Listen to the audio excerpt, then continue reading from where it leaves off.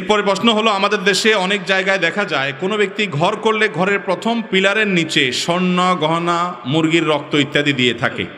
এটা শরীয়ত সম্মত কিনা জানলে কৃতজ্ঞতা হবে। ভাই, আমাদের শরীয়তে আল্লাহর দ্বীনের মধ্যে এই ধরনের অযৌক্তিক কুসংস্কারাচ্ছন্ন এ ধরনের ভুয়া ভিত্তিহীন জিনিস থাকতে পারে? মুসলমান ঘর তৈরি করেছেন, বিসমিল্লাহ বলে প্রবেশ করবেন, আল্লাহ সেখানে বরকত দিবেন, আল্লাহর নির্দেশ অনুযায়ী সেই ঘরে চলাফেরা করবেন, এটা তার কাজ। এই মুরগির রক্ত দিলে আবার দেখা যায় অনেক সময় যে গরুর যে শিং দোনোটা, এই শিং দোনোটাকে অনেক ঘরের দুয়ারে ঝুলে রাখে মানুষ, দেখছেন আপনারা? এই শিং ঝুলে রাখলে কি হবে? মানুষ মনে করে যে ভূত আসবে না। ভূত কি আবার বলে? ভূত আসবে না। মনে রাখবেন, এগুলো সবগুলো কুসংস্কার। এগুলো সবগুলো কি কুসংস্কার।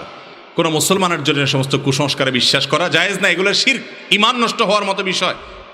এগুলো শিরক। মুসলমানের কল্যাণ অকল্যাণের একমাত্র ক্ষমতা কার হাতে?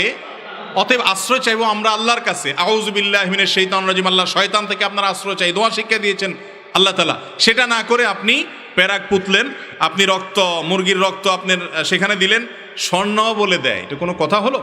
অনেকে স্বর্ণ ধুইয়া পানি দেয়। এগুলা সবগুলা ভিত্তিহীন। এগুলা করলে বরং গুনাহ হবে, কারণ এগুলো এক ধরনের শিরক। এগুলোতে কোনো শক্তি আছে এটা মনে করা হয়। মুসলমান সে শিরক বিশ্বাস করতে পারে না।